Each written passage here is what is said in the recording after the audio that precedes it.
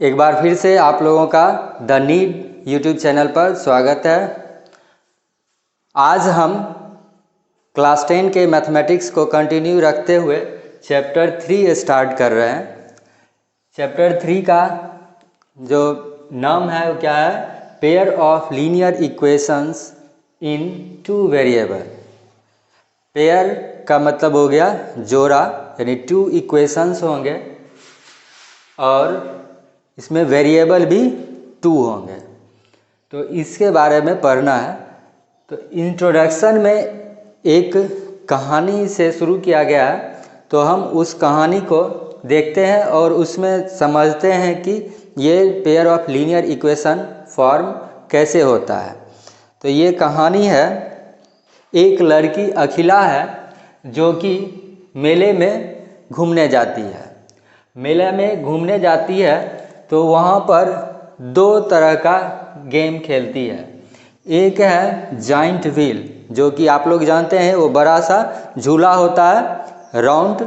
तो उस giant wheel पर वह राइड करती है और ईच राइड का प्राइस जो है वह 3 रुपया है। और दूसरा गेम वो खेलती है हुपला। हुपला क्या है? A game in which you throw a ring on the item kept in the stall and if ring covers the object completely you got it। ये क्या होता है कि स्टॉल लगा हुआ रहता है जिसमें बहुत सारा ऑब्जेक्ट जैसे बिस्किट्स हो गया और सारा छोटा छोटा सामान स्टॉल में सर्टेन डिस्टेंस पर प्लेस्ड रहता है और उसमें आयरन का रिंग होता है, लोहे का एक रिंग होता है जो थ्रो करना होता है।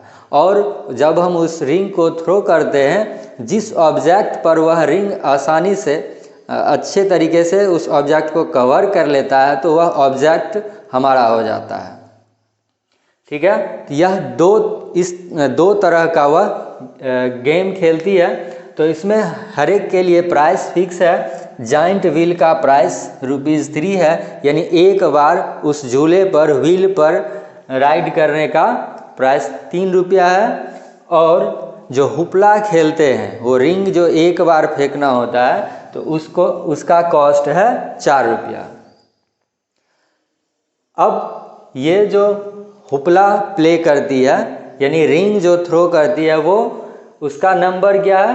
जितने बार वह जाइंट व्हील पर राइड करती है उसका हाफ। अगर एक बार जाइंट व्हील पे गई तो उसका आधा इसमें हुपला प्ले करती है।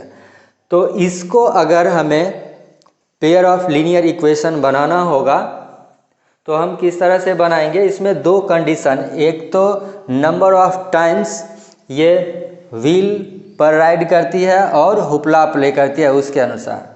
तो अगर हम मान लेते हैं कि number of times she played wheel is x, let number of times she played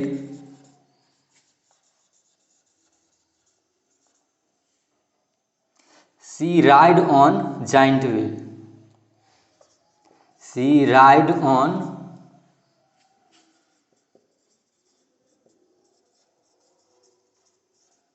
bx and number of times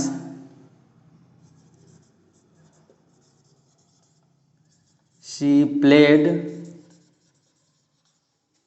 hoopla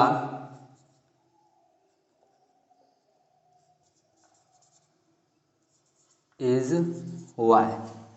हम मान लेते हैं कि वह जाइंट व्हील पर जितना बार राइड की है वो x है और हुपला जितना बार खेली वो y है।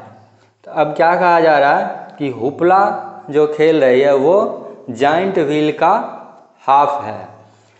तो हुपला को हम y माने हैं, तो इससे हमें इक्वेशन क्या मिलेगा? y इक्वल टू, यानी number of times she played hoopla, ये y है और ये क्या है? तो जितना बार जाइंट व्हील प्ले पर राइड की है उसका आधा। तो जाइंट व्हील पर x टाइम्स राइड की है तो क्या हो जाएगा x/2। ठीक है, तो हमें फर्स्ट इक्वेशन मिलेगा y = x/2। इसको और हम चेंज कर सकते हैं, इस इक्वेशन को क्या होगा 2y = x, या इसी को हम लिख सकते हैं x - 2y = 0। ये हमें एक इक्वेशन मिल जा रहा है x - 2y = 0। और दूसरा कंडीशन क्या है कि हर एक गेम का जाइंट व्हील का प्राइस है 3 रुपीज़ और हुपला का है 4 रुपीज़, तो कुल मिला के यह 20 रुपीज़ स्पेंड करती है, खर्च करती है। तो इससे जो इक्वेशन फॉर्म करेंगे, अगर x टाइम्स ये जाइंट व्हील पर चढ़ती है तो कॉस्ट कितना लग जाएगा 3x, कॉस्ट इसका कितना हो जाएगा 3x रुपीज़। एंड अगर ये y टाइम्स हुपला प्ले करती है यानी रिंग थ्रो करती है तो इसका प्राइस क्या हो जाएगा 4y, और दोनों को ऐड करेंगे तो टोटल खर्च कितना आएगा 20। यानी इक्वेशन क्या फॉर्म होगा 3x + 4y = 20। इस तरह से हमें दो इक्वेशन मिल जाएगा x - 2y = 0 and 3x + 4y = 20। यहाँ पर हम देख रहे हैं कि दो इक्वेशन मिला, ठीक है, तो पेयर ऑफ इक्वेशन हो गया। और वेरिएबल इसमें क्या है x एंड y, दोनों में x एंड y वेरिएबल है, तो दो इक्वेशन है इसलिए पेयर ऑफ इक्वेशन हो गया, pair of equation.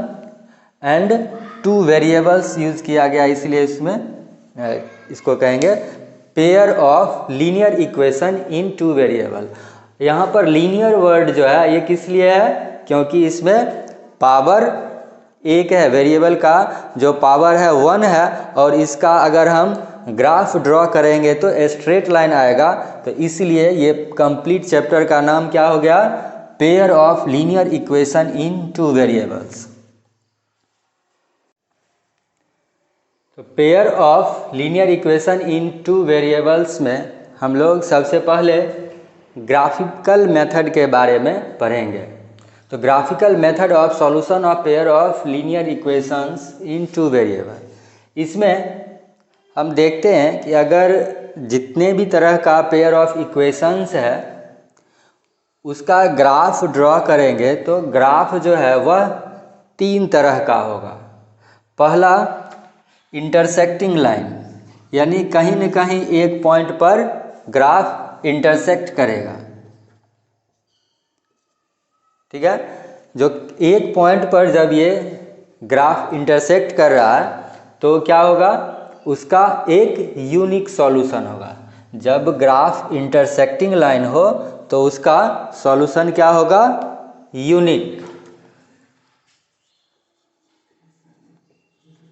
Unique solution, ठीक है। दूसरे तरह का ग्राफ जो होगा वो क्या होगा पैरेलल लाइन।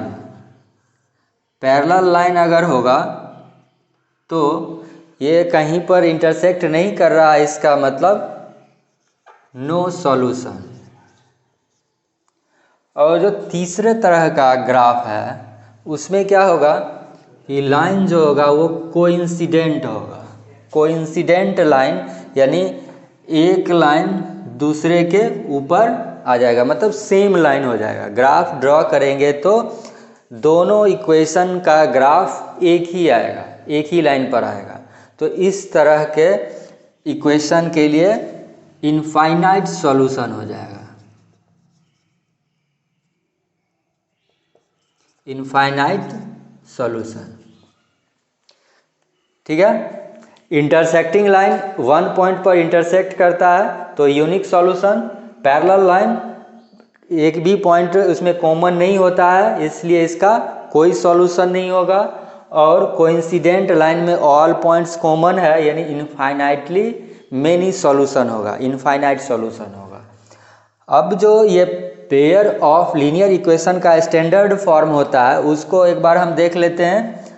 तो उसको हम क्या लिख सकते हैं, a1x plus b1y plus c1 equal to 0 and a2x plus b2y plus c2 equal to 0।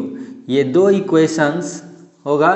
First equation में कोफिशिएंट्स में 1 लगाते हैं यानी a1 b1 एंड c1 हो गया। सेकेंड इक्वेशन में a2 b2 एंड c2 हो गया। दोनों में वेरिएबल x एंड y है। तो जो x और y का कोफिशिएंट्स है उसके आधार पर भी हम बता सकते हैं कि इसका जो ग्राफ होगा वो इंटरसेक्टिंग लाइन होगा, पैरेलल लाइन होगा या कोइंसिडेंट लाइन होगा, और उसका सॉल्यूशन यूनिक, नो या इनफाइनाइट, तीनों में से क्या होगा। तो अब हम देखते हैं कि कैसे हम इसको फाइंड आउट कर सकते हैं। इसके लिए हमें कोफिशिएंट्स का रेशियो निकालना होगा। तो फर्स्ट इक्वेशन यहाँ पर अगर हम रेशियो निकालेंगे तो फर्स्ट के लिए क्या हो जाएगा, a1 by a2, a1 by a2, यहाँ पर क्या है 1 एंड 3, a1 बाय a2 हो गया 1 bye 3, b1 by b2, b1 by b2 क्या हो गया -2 बाय 4 यानी -1 बाय 2। तो इसमें क्या आ गया, a1 by a2 is not equal to b1 by b2, यानी a1 बाय a2 अगर b1 बाय b2 के इक्वल नहीं है तब क्या होगा, ये ग्राफ जो आएगा वह इंटरसेक्टिंग लाइन होगा और उसका यूनिक सॉल्यूशन होगा, और हम इसको क्या कहेंगे, कंसिस्टेंट।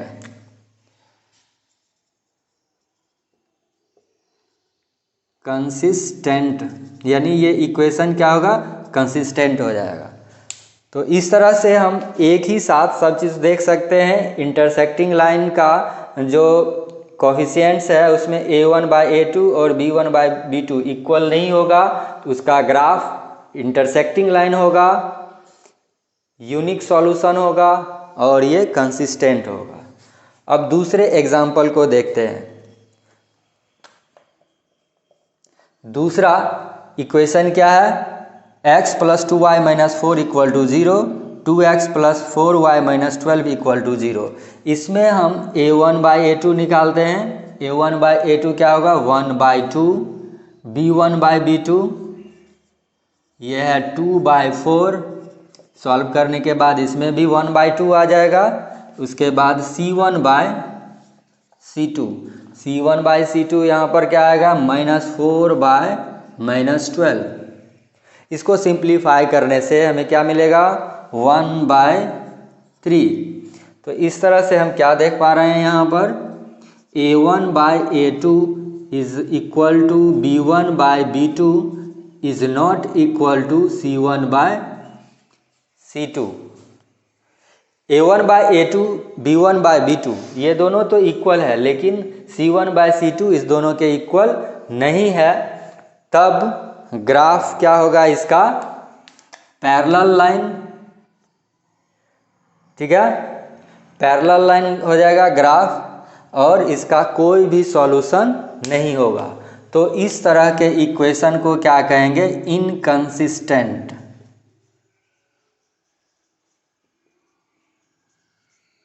ठीक है, ऐसा इक्वेशन क्या कहलाएगा, इनकंसिस्टेंट। तीसरे तरह का इक्वेशन हम देखते हैं। तीसरा इक्वेशन क्या है, कोइंसिडेंट लाइन। इसका ग्राफ जो है वो कोइंसिडेंट लाइन होता है। इक्वेशन हमारे पास है 2x plus 3y minus 9 equal to 0 and 4x plus 6y minus 18 equal to 0। तो इस थर्ड इक्वेशन में भी हम इसके कोफिशिएंट्स का रेशियो फाइंड आउट करते हैं। a1 by a2, a1 by a2 क्या हो जाएगा, 2 बाई 4 यानी 1 बाय 2। इसके बाद b1 बाई b2 ये क्या होगा, 3 बाई 6 यानी 1 bye 2 and c1 by c2, c1 by c2 क्या हो जाएगा, -9/-18, इसको भी सिंप्लीफाई करेंगे तो 1/2 आ जाएगा। इस प्रकार हमें क्या मिलता है, A1/A2 equal to B1/B2 equal to C1/C2। यहाँ पर दोनों इक्वेशन में जो करस्पॉन्डिंग कोफिशिएंट्स है, यानी x का कोफिशिएंट, y का कोफिशिएंट और कांस्टेंट टर्म, उसका रेशियो सेम आ रहा है, A1/A2 equal to B1/B2 equal to C1/C2। तो इस तरह से जब तीनों आपस में बराबर हो जाए तो उसका ग्राफ क्या होगा, कोइंसिडेंट लाइन, और इसका सॉल्यूशन क्या होगा, इनफाइनाइट सॉल्यूशन होगा। साथ ही साथ इसको भी हम क्या कहेंगे, कंसिस्टेंट। ठीक है, तो इस तरह से हम देख रहे हैं कि एक ही साथ हम इस सब को कंपेयर कर सकते हैं। इसको अगर एक बार में समझ में नहीं आएगा तो फिर से रिवाइंड करके देख लीजिएगा, और इससे बहुत सारा क्वेश्चन सॉल्व होने वाला है। तो इसको अच्छे तरीके से देखिए, और इसमें अगर कहीं डाउट रहता है तो फिर बताइए। अब हम कुछ एग्जाम्पल्स की ओर चलेंगे। एग्जाम्पल फर्स्ट हम लोग देखते हैं। एग्जाम्पल फर्स्ट में क्या है, check graphically whether the pair of linear equations x + 3y = 6 and 2x - 3y = 12 is consistent, then solve them graphically। तो चेक करना है कि ये कंसिस्टेंट है और फिर उसको ग्राफिकली सॉल्व करना है। तो ग्राफिकली जब हम सॉल्व करेंगे तो जब इसका कोई वैल्यू निकलेगा x और y का, तो हम कहेंगे कि कंसिस्टेंट है। अगर नो सॉल्यूशन होगा तो इनकंसिस्टेंट। तो सबसे पहले इसको हम सॉल्व करने के लिए क्या करते हैं कि ग्राफ ड्रॉ करना है। ये हमें पता है कि यह लीनियर इक्वेशन है। तो लीनियर इक्वेशन है यानी स्ट्रेट लाइन होगा, तो कम से कम स्ट्रेट लाइन ड्रॉ करने के लिए 2 पॉइंट्स रिक्वायर्ड होता है। तो हम दोनों इक्वेशन में 2 पॉइंट्स फाइंड आउट करेंगे और उसके बाद दोनों का ग्राफ ड्रॉ करेंगे। तो मिनिमम 2 पॉइंट्स, उससे ज़्यादा भी हम ले सकते हैं, 3, 4 ले सकते हैं, लेकिन जितना ज़्यादा पॉइंट्स लेंगे उतना ज़्यादा टाइम कंज्यूमिंग होगा। तो मिनिमम 2 और मैक्सिमम हम 3 या 4 ले सकते हैं। ठीक है, तो 2-3 पॉइंट्स लेकर इसको हम सॉल्व करेंगे। तो फर्स्ट इक्वेशन में क्या है, x + 3y = 6, यानी x = 6 - 3y। तो इसके हेल्प से हम टेबल बना लेते हैं। x और y का टेबल बनाएंगे।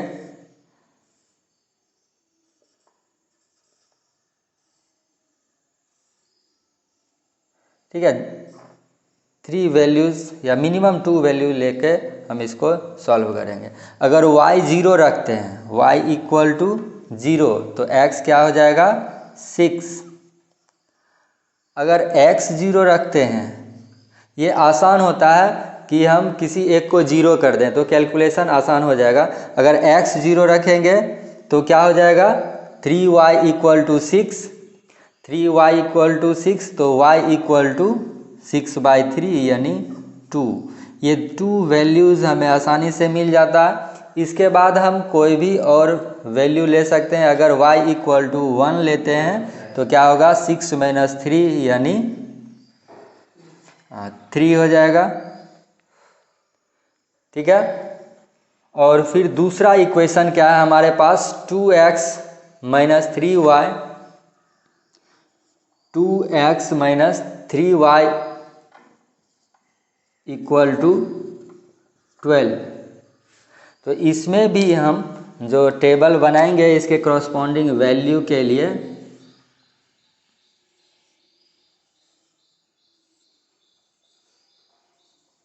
x एंड y, तो एक बार अगर हम x 0 करते हैं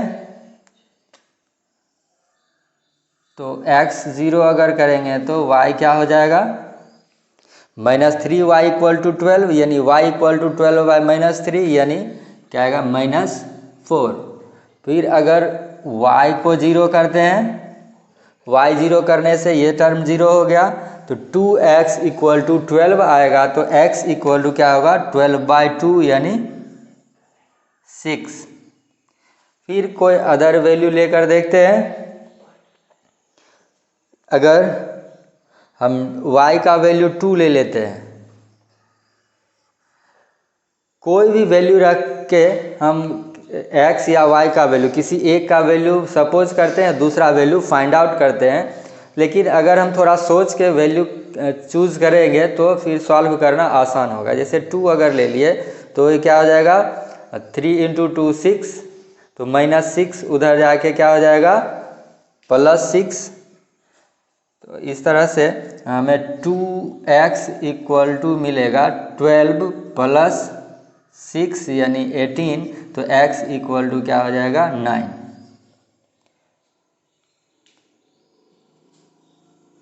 ठीक है, तो इस तरह से हम 2-3 पॉइंट्स फाइंड आउट कर लेते हैं और इसको ग्राफ पर ड्रॉ करते हैं। एक ही ग्राफ पर दोनों को ड्रॉ करेंगे। ये ग्राफ कॉपी में बनाना ज़रूरी है। तो ग्राफ कॉपी में अगर हम बनाएंगे तो ज़्यादा एक्यूरेट बनेगा। यहाँ पर अनुमान से हम अप्रॉक्सीमेटली इसको बनाने का कोशिश कर रहे हैं। इस पर इधर x हो गया, इधर y, इधर निगेटिव में y, इधर निगेटिव में x। ये ओरिजिन हो गया जहाँ पर x और y दोनों 0 होगा। यहाँ से शुरू करते हैं 1 2 3 4 5 6 7। इस तरह से हम अप्रॉक्सीमेटली अंदाज से कुछ वैल्यूज़ रखते हैं जो हमें यहाँ पर पॉइंट मिला है उसके आधार पर। इसी तरह से y पर कुछ पॉइंट्स हम ले लेते हैं।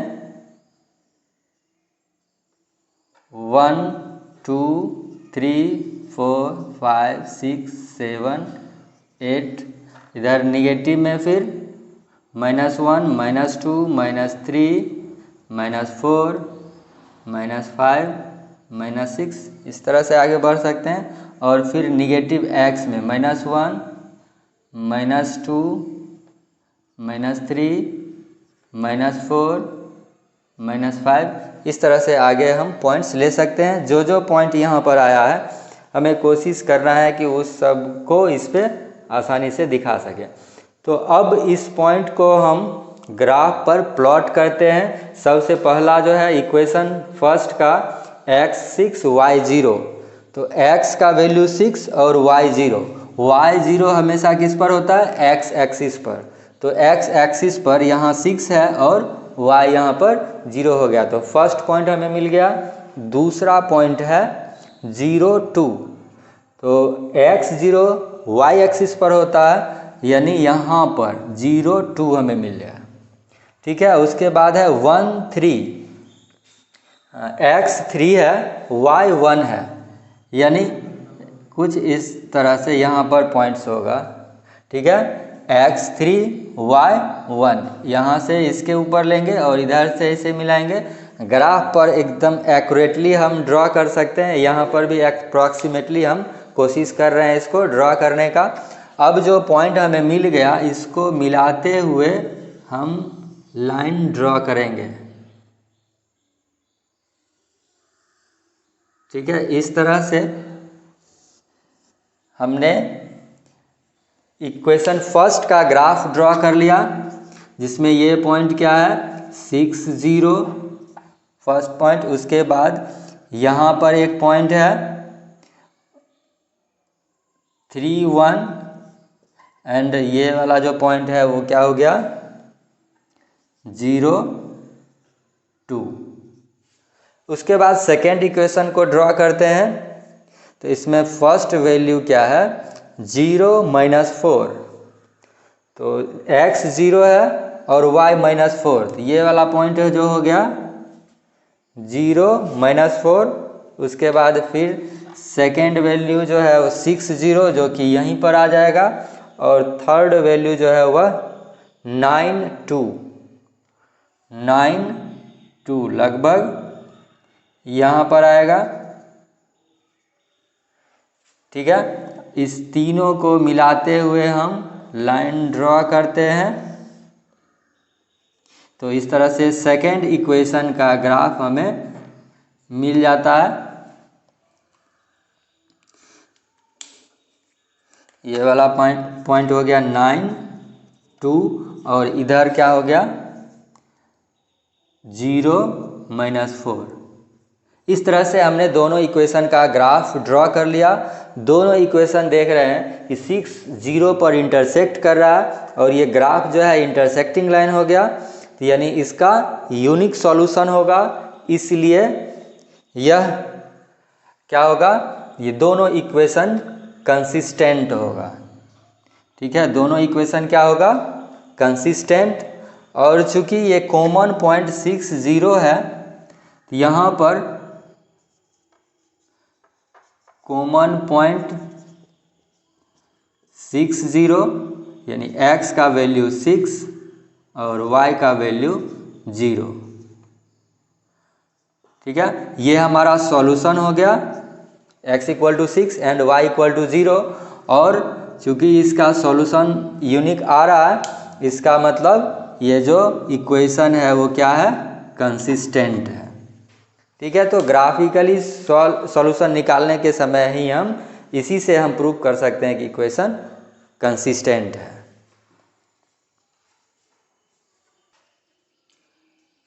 सेकेंड एग्जाम्पल हम लोग देखते हैं। Find graphically whether the following equations has no solution, unique solution और इनफाइनाइटली मेनी सॉल्यूशन। हमें दो इक्वेशन दिया हुआ है। इस इक्वेशन का ग्राफ से पता करना है कि इसका नो सॉल्यूशन होगा या यूनिक सॉल्यूशन होगा या इनफाइनाइटली मेनी सॉल्यूशन होगा। तो इसको सॉल्व करने के लिए पहले हम इसको सिंप्लीफाई करते हैं। पहला इक्वेशन हमारे पास क्या है, 5x - 8y + 1 = 0। और दूसरा इक्वेशन को सिंप्लीफाई करेंगे तो 5 से मल्टीप्लाई करने के बाद ये हो जाएगा 15x - 24y + 3 = 0।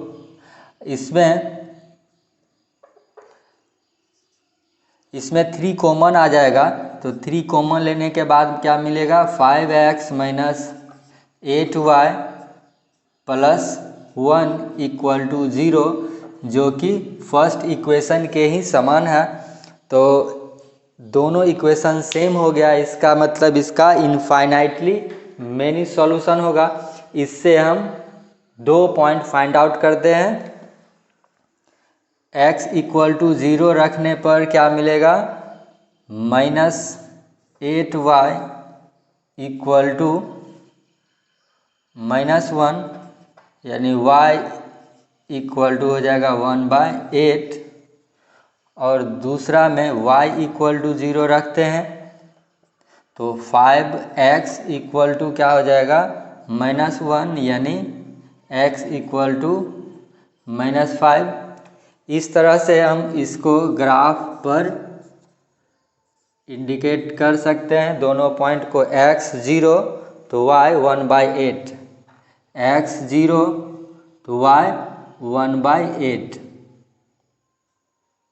0 1/8। इस तरह से हम इसको एक पॉइंट के रूप में दिखा सकते हैं। फिर x 0 y 1/8 हो गया। दूसरा पॉइंट है y 0 x -5। तो इस साइड क्या होगा, कहीं पर -5 होगा, -5 0। और ये पॉइंट जैसा पिछला क्वेश्चन में हमने बताया था कि 1 2 3 4 5, ये हम पॉइंट इसको दिखा सकते हैं। मिड में क्या होगा, ओरिजिन होगा। ठीक है, और जो हम पॉइंट लेते हैं कोशिश करेंगे जो हमारा यहाँ पर वैल्यू आया है वो इसमें आ जाए। ठीक है, तो इस तरह से 1 2 3 4 इधर लिखेंगे, इधर 1 2 3 4 y में पॉजिटिव में इधर x, इधर y, इधर निगेटिव x और इधर निगेटिव y और इधर निगेटिव x। ठीक है, इस तरह से सब वैल्यू जैसे कि पिछला इक्वेशन में बताया था वैसे ही लिखेंगे। और ये दोनों पॉइंट जब मिल जाता है तो हम इसको पॉइंट को मिला लेते हैं, एक लाइन इससे हमें मिल जाता है। चूँकि दोनों इक्वेशन सेम आ गया है यानी दोनों इक्वेशन जो है इसी लाइन पर, उसका जो ग्राफ ड्रॉ करेंगे दोनों इसी पर आएगा। तो इस तरह से इसका इनफाइनाइटली मेनी सॉल्यूशन हो जाएगा। सॉल्यूशन इसका क्या होगा? Infinitely many solution. Third example में ये क्वेश्चन है, चंपा went to a sale to purchase some pants and skirts. When her friend asked her how many of each she had bought, she answered, "The number of skirts is 2 less than twice the number of pants purchased. Also, the number of skirts is 4 less than 4 times the number of pants purchased. Help her friend to find how many pants and skirts Champa bought." सबसे पहले हम क्या करेंगे, इसमें मान लेंगे pants, number of pants x और number of skirts y। ठीक है, let number of pants and skirts purchased bye Champa is x and y respectively. तो पैंट्स को x मान लिया, स्कर्ट को y। उसके बाद यहाँ पर जो कंडीशन दिया हुआ है, the number of skirts is 2 less than twice the number of pants purchased. इसी के हेल्प से हम फर्स्ट इक्वेशन बनाएंगे। द नंबर ऑफ स्कर्ट्स क्या है? y is 2 less than twice the number of paints. Number of paints x है तो twice the number of paints क्या हो जाएगा? 2x। और 2 लेस है यानी -2, यानी फर्स्ट इक्वेशन हमारा क्या हो जाएगा? y equal to 2x minus 2। उसके बाद सेकेंड पार्ट इसमें क्या है? Also the number of skirts is 4 less than 4 times the number of pant purchased. Number of skirts को हम क्या माने हैं? y। ठीक है, is 4 less than 4 times the number of pant purchased. y equal to 4x minus 4 times the number of pant purchase. Pant है, number of paint x, तो 4 times 4x हो गया, और 4 लेस देन यानी -4। तो इस तरह से ये दो इक्वेशन मिल गया, y equal to 2x minus 2 and y equal to 4x minus 4। इस इक्वेशन को अगर हम थोड़ा चेंज करके लिखें तो क्या मिलेगा? First equation 2x minus y minus 2 equal to 0, ये फर्स्ट इक्वेशन से आ जाएगा। और सेकेंड से क्या मिलेगा? 4x माइनस y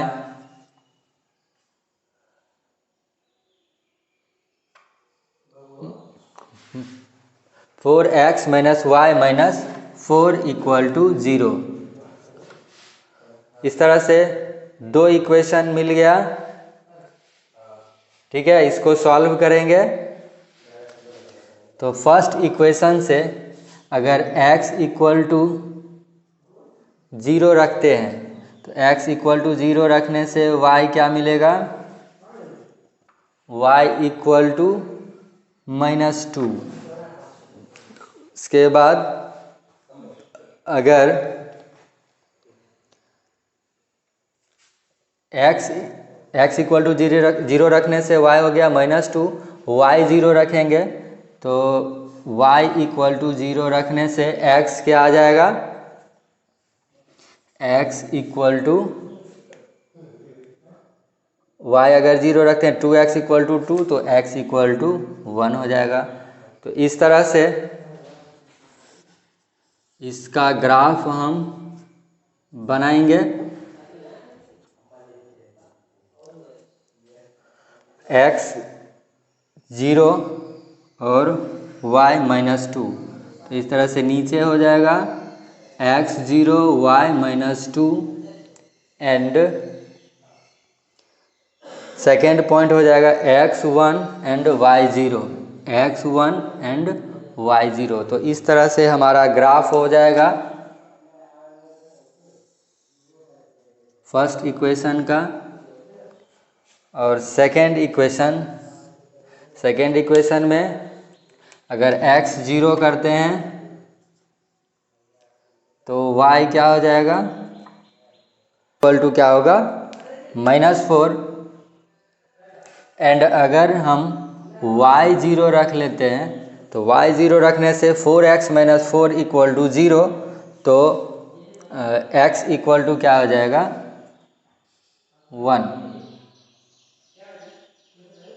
ठीक है, x इक्वल टू हो गया 1, यानी एक पॉइंट हो जाएगा इसमें 1 0 और दूसरा पॉइंट 0 - 4, 0 -4 और ये वाला पॉइंट क्या हो जाएगा 1 0। तो दोनों ग्राफ जो है ये 1 0 से ही पास कर रहा है, यानी इसका सॉल्यूशन क्या हो जाएगा 1 0, यानी x इक्वल टू 1 और y इक्वल टू 0। इसका मतलब नंबर ऑफ पेंट्स जो है ये 1 और नंबर ऑफ स्कर्ट्स जो है ये क्या होगा 0। से हमने कुछ एग्जांपल्स देख लिया जिसको कि ग्राफिकल मेथड से हमने सॉल्व किया। क्योंकि ये वाइट बोर्ड पे हम ये बना रहे हैं तो थोड़ा सा ग्राफ बनाने में दिक्कत हो सकता है। अगर प्लेन कॉपी या इस पे बनाते हैं तो ग्राफ बनाने में थोड़ा प्रॉब्लम होगा, उसको तो अगर ध्यानपूर्वक बनाएंगे तो आसानी से बनेगा। और अच्छा ये होगा कि ग्राफ हम जो है ग्राफ कॉपी पे बनाएं। ग्राफ कॉपी पे क्योंकि वहाँ पर ग्राफ बना हुआ रहता है तो नंबर उसमें ड्रॉ करना बहुत ही आसान होगा। इस तरह से हम कुछ एग्जांपल्स देखें।